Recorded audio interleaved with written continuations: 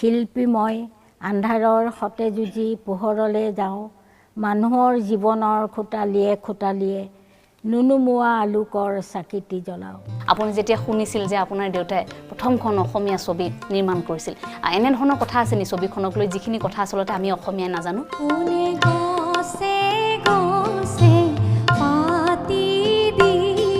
জ্যোতিপ্ৰসাদ আগৰৱালাৰ আমি মই 3টা যুগ বুলি মই ধৰি লওঁ যেনে এটা শোণিতপুৰ এটা যুগ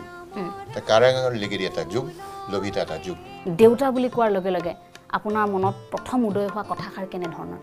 মই কুনিমুনি অকমানি ছোৱালী ফুটুক টুকি মই টুক টুক কৰি ফুৰো খেদি পখিলি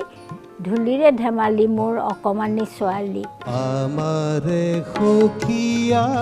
আকুল বিয়া কুলে অপুৰৰ হাঁহি অকল শিল্পীয়ে নহয় তেওঁ এজন ভৱিষ্যত দ্ৰষ্টা এজন সমাজ বিজ্ঞানী এজন দেশপ্ৰেমিক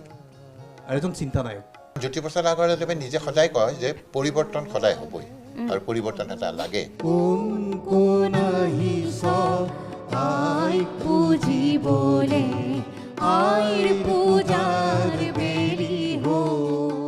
আপোনাৰ পিতৃ ৰূপকোঁৱৰ জ্যোতিপ্ৰসাদ আগৰৱালাক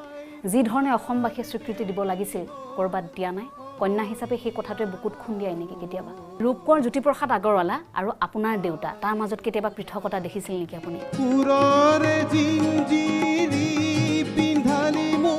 পৰৱৰ্তী সময়ত আপোনালোকে আইদেউ সন্দিকৈক কেতিয়াবা লগ পাইছিল নেকি আইদেউ সন্দিকৈক এবাৰেই লগ পালোঁ শিল্পী দিৱসত ৰূপকোঁৱৰৰ জীৱন আৰু সৃষ্টিৰে ব্যক্তি সত্তাক স্মৰণ এঞ্জেলা চাংমাইৰ সৈতে কথন বীক্ষণ আজি সন্ধিয়া 7:45